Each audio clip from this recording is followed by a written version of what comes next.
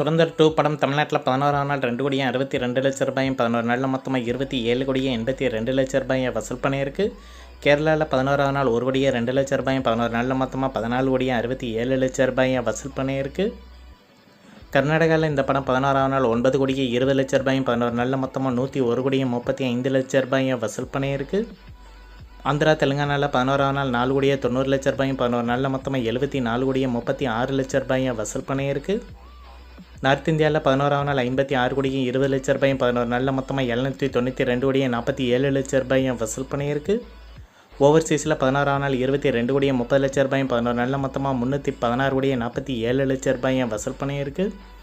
உலகம் முழுவதும் இந்த படம் 11ஆம் நாள் 96 கோடியே 24 லட்ச ரூபாயும் 11 நாளில் மொத்தமாக 1327 கோடியே 14 லட்ச ரூபாயை வசூல் பண்ணியிருக்கு. அடுத்ததாக கேபி ராஜ் படத்தோட 3ஆம் நாள் வசூல் உலகம் முழுவதும் எவ்வளோன்னு பார்த்தலாம். தமிழ்நாட்டில் 3ஆம் நாள் 1 கோடியே 20 லட்ச ரூபாயும் 3 நாளில் மொத்தமாக 3 கோடியே 4 லட்ச ரூபாயை வசூல் பண்ணியிருக்கு. கேரளாவில் இந்த படம் 3ஆம் நாள் 2 லட்ச ரூபாயும் 3 நாளில் மொத்தமாக 5 லட்ச ரூபாயை வசூல் பண்ணியிருக்கு.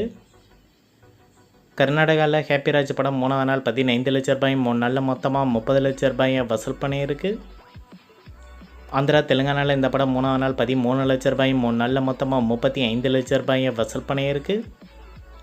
ஓவர்சீஸில் இந்த படம் 3ஆம் நாள் 12 லட்ச ரூபாயும் 3 நாளில் மொத்தமாக 34 லட்ச ரூபாயை வசூல் பண்ணியிருக்கு. உலகம் முழுவதும் ஹேப்பிராஜ் படம் 3ஆம் நாள் 1 கோடியே 62 லட்ச ரூபாயும் 3 நாளில் மொத்தமாக 4 கோடியே 8 லட்ச ரூபாயை வசூல் பண்ணியிருக்கு. அடுத்ததாக யூத் படத்தோட 11ஆம் நாள் வசூல் எவ்வளோன்னு பார்த்தலாம்.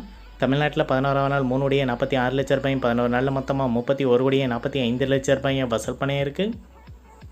கேரளாவில் 11ஆம் நாள் 12 லட்ச ரூபாயும் 11 நாளில் மொத்தமாக 88 லட்ச ரூபாயை வசூல் பண்ணியிருக்கு.